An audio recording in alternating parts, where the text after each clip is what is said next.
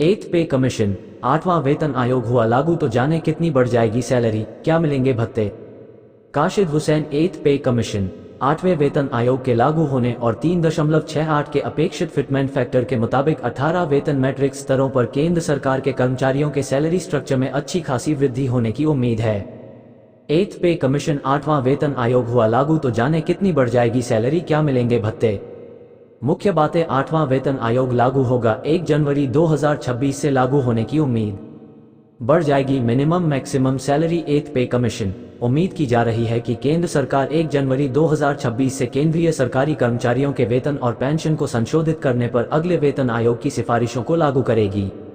बता दें कि 2 वेतन आयोगों के बीच करीब 10 साल का गैप होता है। 7वें वेतन आयोग का कार्यकाल 31 दिसंबर 2025 को 10 साल का हो जाएगा। 7वें वेतन का कार्यकाल पूरा होने पर केंद्र सरकार 8वां वेतन आयोग बनाएगा। 8वां वेतन आयोग केंद्र सरकार के कर्मचारियों के वेतन, भत्ते और पेंशन बेनिफिट को अपडेट करने के लिए सिफारिशें देगा। आगे जानिए 8वें वेतन आयोग के तहत मिनिमम और मैक्सिमम बेसिक सैलरी कितनी होगी और कर्मचारियों को कौन कौन से भत्ते मिलेंगे। कितनी होगी minimum basic salary. Financial express की रिपोर्ट के अनुसार 8वें वेतन आयोग के लागू होने और 3.68 के अपेक्षित फिटमेंट फैक्टर के मुताबिक 18 वेतन मैट्रिक्स स्तरों पर केंद्र सरकार के कर्मचारियों के सैलरी स्ट्रक्चर में अच्छी खासी वृद्धि होने की उम्मीद है। उदाहरण के लिए पे मैट्रिक्स लेवल 1 पर मूल वेतन 7वें सीपीसी के तहत 18,000 रुपये से बढ़कर 8वें सीपीसी के तहत 21,600 रुपये हो सकता है। मैक्सिमम लेवल पर पे मैट्रिक्स लेवल 18 पर बेसिक सैलरी 2,50,000 रुपये से बढ़कर 3 लाख रुपये होने की संभावना है।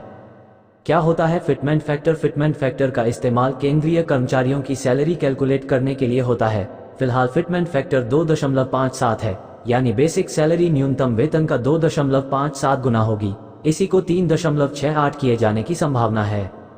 मिलेंगे कौन कौन से भत्ते। 8वें वेतन आयोग से जुड़ा कोई ऐलान आगामी बजट में हो सकता है। फिलहाल इस पर कोई आधिकारिक जानकारी नहीं है। ये 8वां वेतन आयोग लागू होता है तो house rent allowance HRA, transport allowance TA और महंगाई भत्ता DA जैसे अन्य बेनिफिट और भत्तों में बदलाव हो सकता है। 8वें वेतन आयोग के लागू होने पर महंगाई और जीवन यापन की बढ़ती लागत में होने वाले बदलावों को भी शामिल किया जाएगा। करोड़ों लोगों को होगा फायदा। 8वें वेतन आयोग के लागू होने पर संभावित रूप से लगभग 67.85 लाख पेंशनभोगियों को फायदा होगा, वहीं 48.62 लाख केंद्र सरकार के कर्मचारियों को भी फायदा होगा।